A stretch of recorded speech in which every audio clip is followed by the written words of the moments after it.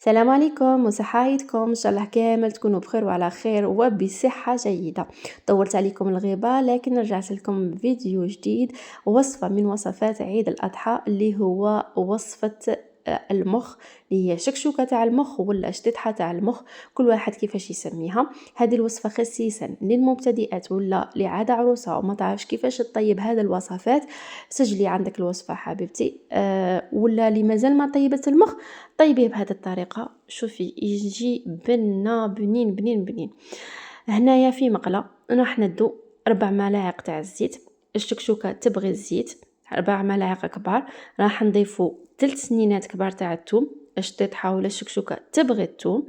نقلوها مليح مع ملعقة صغيرة تاع طماطم مصبرة. نقلوها مليح، توجور انا نقول لكم طماطم مصبرة قلوها باش ما يبقاش في هذيك الحموضية اللي فيها. توجور تاني تحطوا بالكم على الثوم باش ما تنحرقش معاكم. توجور ديروا في نار ناقصه. نقلي مليح هاد المكونين، وبعدها راح نضيف حبه طماطم اللي هي طوماطيس، نكون ترحيتها تكون متوسطه الحجم، ونقلي معها هاد المكونات. بالنسبه للتوابل عندي حرور، فلفل احمر، سكنجبير، شويه تاع الكمون. تبغي الكمون هي في الحق زيدوا لها الكمون، وشويه تاع الملح، ونقلي كامل المكونات. هنا بعد ما قليت راح نضيف نص كاس تاع الماء، ما نمرقوش بزاف، ما نقووش، باش تجينا لاصوص شويه خاتره وتجي بنينه. نخلي هذا لاصوص تاعي الطيب على نار هاديه، خلوها حوالي 5 دقائق. اين فوا شفتوها هكا تبقبق، راني ناسيي نديتاي باسكو كاين مبتدئات تبحالهم شحال يخلوها، شحال الوقت اللي تديه. دي فوا كاينين ما تعرفش شحال الوقت تاع لاصوص تدي. خليها 5 دقائق في البدايه. هنا راح نضيف لها كمكون يجي بنينه بنينه بنينه. بون اللي يبغي الحار، هنا عندي حوالي ملعقه تاع جويه حاره كنت قليتها في الزيت، اللي هي حماس، قليتها في الزيت وطحنتها في الروبو وما درت لها لا ملح لا والو. كنت حطيتها للحميص هكا كسلطه، ديت منها ملعقه. اذا ما تحبوش ولا ما كاش متوفر عندكم ما ديروش، ديروا نصف ملعقه تاع الهريسه، اللي ما يحبش الهريسه ما يديرش. هنا ضفت المخ تاعي كنت شللته ودرت له شويه تاع القطرات تاع الخل باش نقلعوا هذيك البكتيريا اللي فيه، باسكو ديجا كنت مخليته في الفريجيدار. نحط المخ تاعي نغلق عليه نخليه يطيب، باسكو في البدايه ما راحش يتفتت معاكم.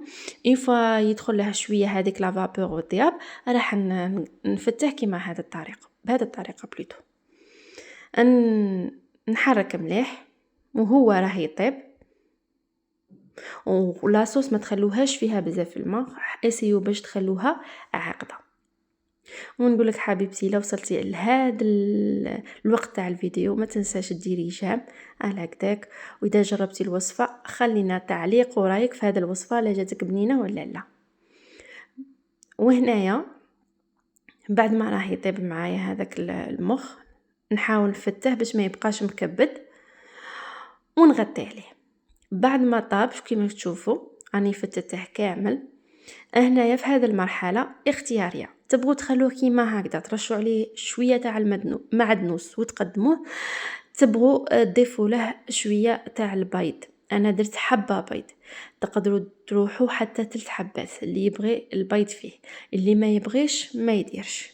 تقدروا تخلوه كيما راه يجي بنين وتقدموا معاه لي فريت ولا اي حاجه تكون تتماشى مع هذه الصلصه. بعد ما طاب البيض تاعي راح نضيف رشه تاع المعدنوس من الفوق. وانا كلمسه اخيره انا نبغي توجور في الصلصات اللي يجوا حمرين كيما هكا نضيف شويه تاع زيت زيتون، يعطيها بنه بنينه. بون اللي ما تبغيش الزيت زيتون ما ديرش الزيت زيتون. هنايا الطبق تاعي راه واجد كيما راكم تشوفوا. لاصوص تاعنا راهي شابه، لا كولور راهي شابه، وهاولا في طاوله التقديم يجي من اروع ما يكون. لمجال ما طيبت المخ نقولك حبيبتي جربي هذه الوصفه، وإلا عجباتك خلي لي رايك في التعليقات، ونخليكم في رعايه الله وحفظه، والسلام عليكم.